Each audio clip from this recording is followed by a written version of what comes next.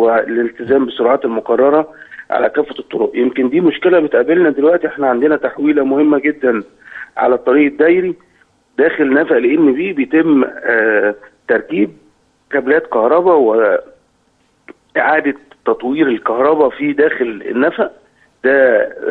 يعني عامل غلق للنفق. احنا عاملين غلق للنفق من الساعة 6 صباح اليوم وحتى الساعة 11 ده في الاتجاه القادم من السلام، الاتجاه القادم من المعادي اتجاه السلام. ده غلق كلي يا فندم، غلق كلي يا غلق كلي في نفس الاتجاه القادم من المعادي الى السلام ده. عاملين تحويله حضرتك في القادم في الاتجاه ده، يعني امام الاكاديميه مباشره او امام المدخل الجنوبي لاكاديميه الشرطه في طريق بطيء موازي للطريق الدايري. التحويله على الطريق البطيء ده لحين تجاوز جسم النفق وثم العوده مره اخرى للطريق الرئيسي. يمكن انا كنت بتواصل مع الخدمات المتواجده هناك وبيقابلهم مشكله كبيره جدا. قائد السيارات بيجوا بسرعه عاليه جدا، الطريق خالي وما فيش تنويه عن هذه التحويله من قبل، فسرعات عاليه بيؤدي الى مشكله. هو الحقيقه تم تنويه العقيد مصطفى ابراهيم كان معانا من يومين ونوه، لكن هو للاسف هل حضرتك ما فيش تنويهات يعني اشارات او حاجه بتتعمل في الطريق قبلها بمسافه كافيه ممكن برضو تساعد الناس او تعرفها ان هم يخففوا سرعتهم من مسافه مبكره شويه يعني؟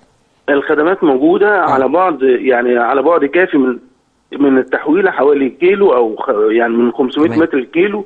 تم وضع العلامات الارشاديه المناسبه والخدمات الشرطيه موجوده، يعني اقماع فسفوريه ويعني حاجات علامات ارشاديه وموجوده معانا من فتره. تمام.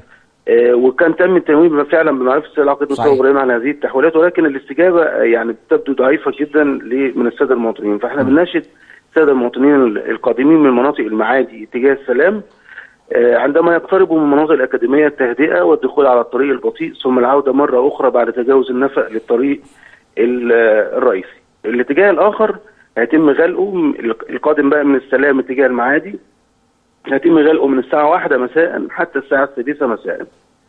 من الساعة 1 مساء حتى الساعة 6 مساء. ده هيتطلب وجود تحويلة في نفس الاتجاه بداية من مدخل مدينة نصر، قبلها بمسافة كبيرة جدا أمام مدخل مدينة نصر على وجه التحديد هيتم التحويل للطريق المسطح الأرضي بالكامل، ثم العودة للطريق البطيء، ثم حتى تجاوز النفق والعودة مرة أخرى للطريق الرئيسي.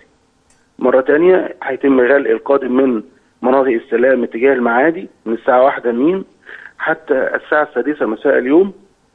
هيتم التحويل كالآتي: استخدام المسطح الأرضي أمام مدخل مدينة نصر بالكامل، ثم الاقتراب من بداية الطريق البطيء هيتم التحويل على الطريق البطيء مرة أخرى حتى تجاوز مناطق النفق، ثم العودة مرة أخرى للطريق الرئيسي. تمام. هل في أي تحويلات أخرى يا سيادة الرائد؟ لا، من عدم الحمد لله ما فيش تحويلات أخرى. هو الأعمال في المنطقتين، منطقة الوراق ومنطقة المريوطية، بيتم رفعهم الساعة 6 صباحا والحمد لله تم الرفع بدون أي تأثير على الطريق، والحمد لله مش هيبقى لها تأثير أي تأثير النهارده. بالنسبه لاماكن الاعمال على المنطقتين اللي انا ذكرتهم، مناطق الوراق ومناطق المريوطيه، مش هيبقى في اي تاثير ان شاء الله باذن الله. سياده الرائد مجدي حشيش مشرف غرفه العمليات بالاداره العامه للمرور، انا بشكر حضرتك شكرا جزيلا.